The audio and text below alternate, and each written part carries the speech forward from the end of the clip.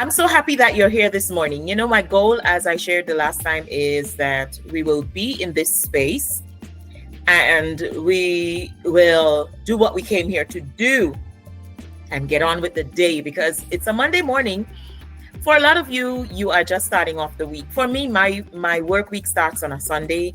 On a Sunday morning, I get the week going with our BCI programs, whatever, postings, lives, hostings, whatever it is. And we recently, as of yesterday, started doing live updates during the week. That just reminded me that I needed to take my phone off.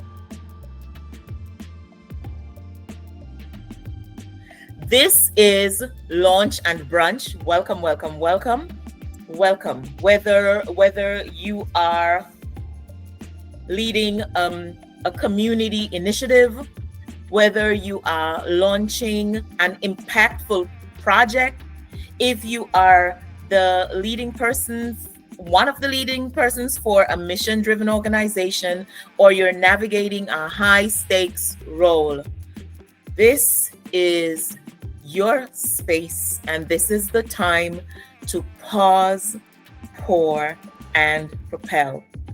You bring the tea. I have my tea this morning, or the smoothie, or some of you enjoy a cup of coffee, and I'll bring the inspiration that will fuel your purpose. So this morning, our first feature is the pause. When was the last time you took a walk in nature? My well-being journal, which I created, it's a well-being journal, Perma Wellbeing, the model that I use. So the name of the journal is A 45-Day Journey to Perma Wellbeing, a Reflection Journal. And one of the prompts say, take a walk outside in nature and just look for something beautiful, something that resonates with beauty in your mind. And I took a walk outside, and you guys, it's well, I would say it's already fall season. I am in Atlanta, Georgia right now, and I took a walk outside and I was looking around, and my goodness, the flowers were so limited. In fact, I didn't see any at all at first. So I started walking along the path of my community, and I saw this beautiful lilacish, purplish flower all by itself. Like all the other trees, just like it, were bare. And you can see some of it was a bit dry. But this one beautiful flower just stood out. And oh, the joy it brought, because at one time I thought, well, I was not going to be fortunate today to find any flowers, so I would have to look for something else in nature. But I really love flowers. What about you? What do you love when you take a walk in nature? And that is where we will find our pause this morning. So I was curious, and I started looking to see, like, what's the name of this flower that I saw. And I don't know if any of you know about this flower, but since I went and searched for it, I think I'm going to try to get me some, because it grows in my community here. So can you see here? It says it's they call it the old-fashioned lilac flower. You see it? Yeah. It's the old-fashioned lilac flower, apparently. Yeah. What about you? What is your piece this morning when you look outside, outdoors, and you see something that God has presented for you this morning? What is that thing? Take a second and just reflect. And if you, like me, I'm sitting in front of my window, so I'm looking out the windows, and I'm just seeing the beauty, the greenery. Still, we have green. What is it for you? While I get my notes, because I did a little bit of research here. And I was looking at some research on the therapeutic powers of flowers. I'm sure you can just start to imagine some of the benefits of flowers. I mean, you look at it and instantly you feel a sense of peace and relaxation and joy and comfort and all kinds of other emotions. What is it for you, though, when you look out in nature? If you would like to share, you can share in the chat and tell me, like, when you look out, what do you love when you go outside and just brings you joy? That nature has given to you. But let me just read a little bit here about nature and specifically flowers for our emotional health and for reflection. And today's focus is on reflection.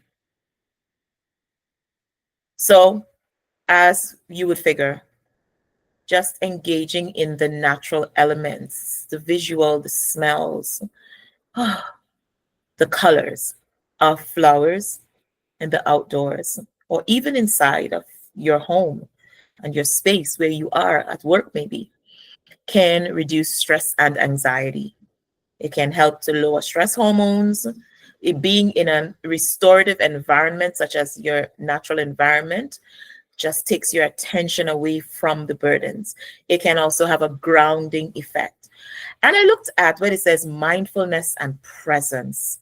Let me just read a little bit. So, in terms of sensory immersion, connecting with nature engages all senses, pulling focus away from internal worries and into the present moment.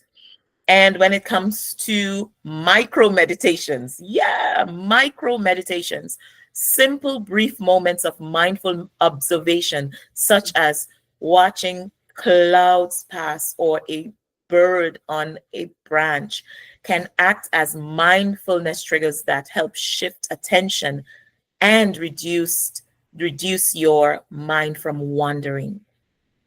Then we have nature journaling. Trust me, I'm going to try this one out because I've never done it before, but it makes so much sense. Writing about observations and feelings while in a natural setting combines the benefit of being outdoors with the therapeutic effects of journaling. Wow, I'm doing this one. Okay, so we have it also gives you a setting for reflection because there is symbolism of renewal. You can also gain perspective, and there is a boost to your mood that can combat depression. And so we are all about that here because we do not have time for depression. There is work to do. Okay. So it triggers positive emotions, releases positive neurochemicals, and provides a holistic sensory experience. So the next time you take a walk in nature and you see the beautiful flowers, just sit there a while and focus and embrace the peace and the emotional wellness and the reflection that it brings.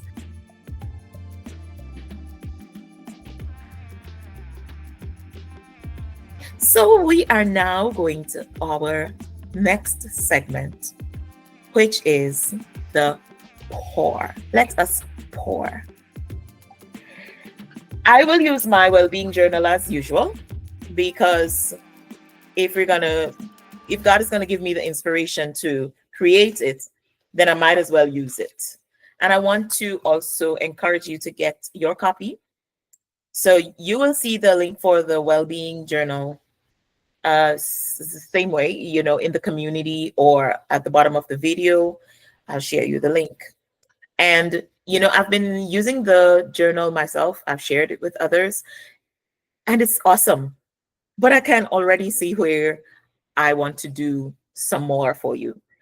So if you give me a little bit, I will share with you. Those of you who get the journal now, you will not be left out. I will share with you the updates, the new pages. And those of you who have not gotten the journal, those of you who have not purchased your journal just yet or downloaded it or received it as a gift just yet, More is coming.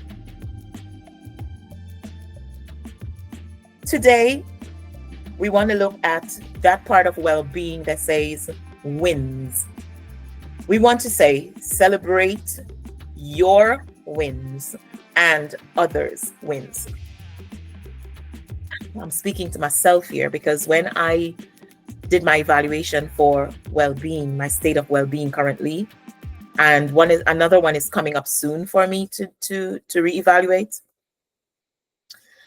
I must be transparent with you that this is the area that I really fell short. I do not celebrate my wins, and I'm here thinking to myself, girl, you spend so much time pushing, focusing, helping, making it your business to seek after achievements and success and schedules that work and systems of operations. And you not celebrating? Come on, ladies. We have to do better. I have to do better. So, too often, leaders move from one task to the next without pausing to acknowledge progress. Celebrating accomplishments, big or small, strengthens motivation and builds confidence. So keep a leadership wins journal. At the end of each week, write down your achievements and note the victories of you and your team. Share those wins publicly when possible. And this creates a culture of encouragement and resilience. It's awesome to celebrate your wins. The quotation I want to share with you this morning is by Ruth Bader Ginsburg, and she's one of our former U.S. Supreme Court justice. I'll say that again. Ruth Bader Ginsburg, a former U.S. Supreme Court justice. And she said, fight for the things you care about, but do it in a way that will lead others to join you. Every day we wake up, we have to remember, what are we fighting for? And as leaders, we can definitely not do it alone. We are not fighting by ourselves, but we're going to choose our battles and we're going to fight in such a way for the things that others will join in to make that change, to make that impressionable mark, to bring positivity, peace, wellness, whatever it is that you have purpose in, whatever your mission is. Fight the good fight and bring others on board with you.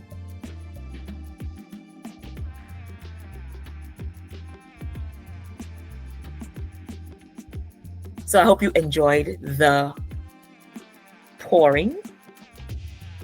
And if you would like to share anything else about celebrating wins or about finding those that have the same mindset, who align with your purpose, or share stories about what works or what does not work for you in terms of this kind of discussion, the topic of bringing others on board to go after a goal, a cause, or a purpose alongside you, please go ahead and do so in the chat. But the most appropriate place to do it is within our community. So again, go ahead, click the link. It's at the top of our chat in the live, and thereafter you'll find it in the video information description on YouTube or inside of our community. You can just go ahead and join in the conversation.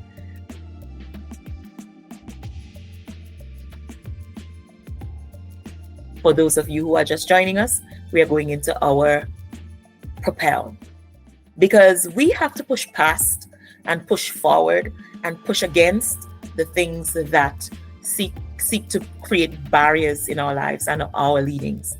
So I'm glad you are here today.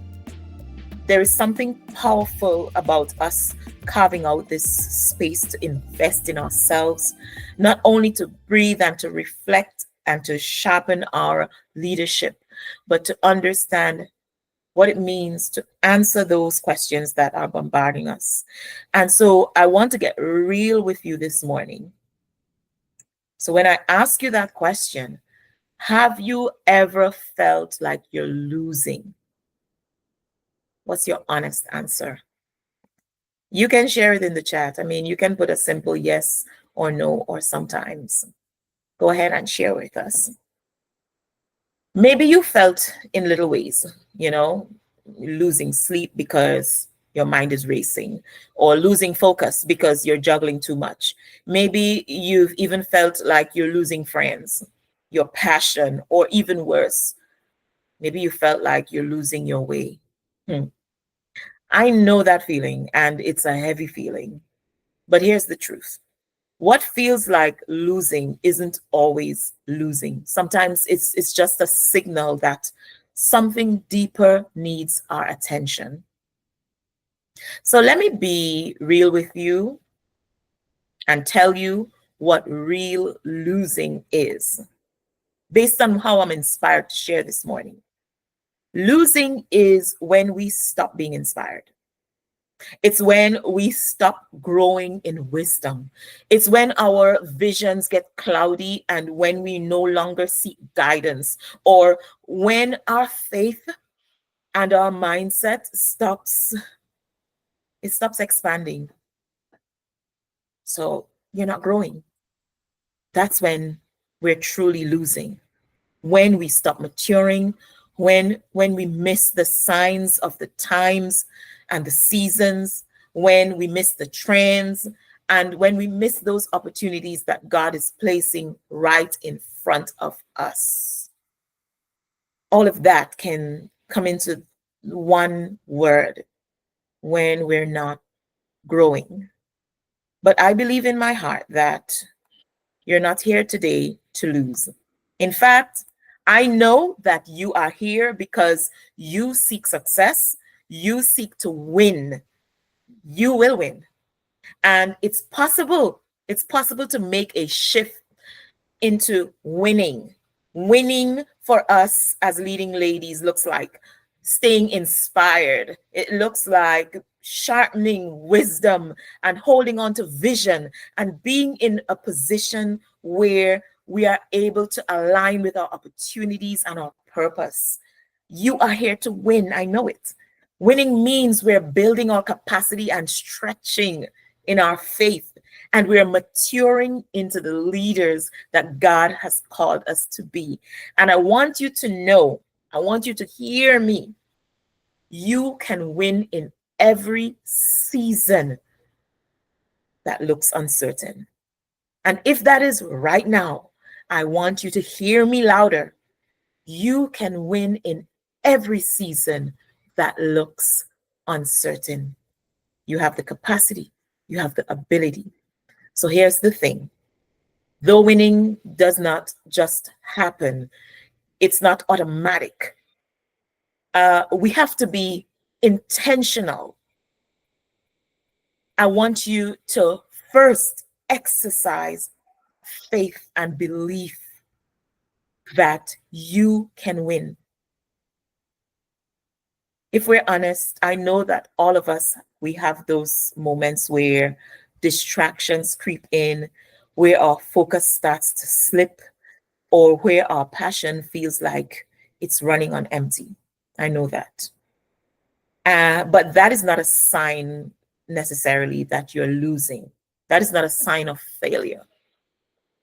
I believe that it's a signal that it's time to pause, to reflect, and to get back on track.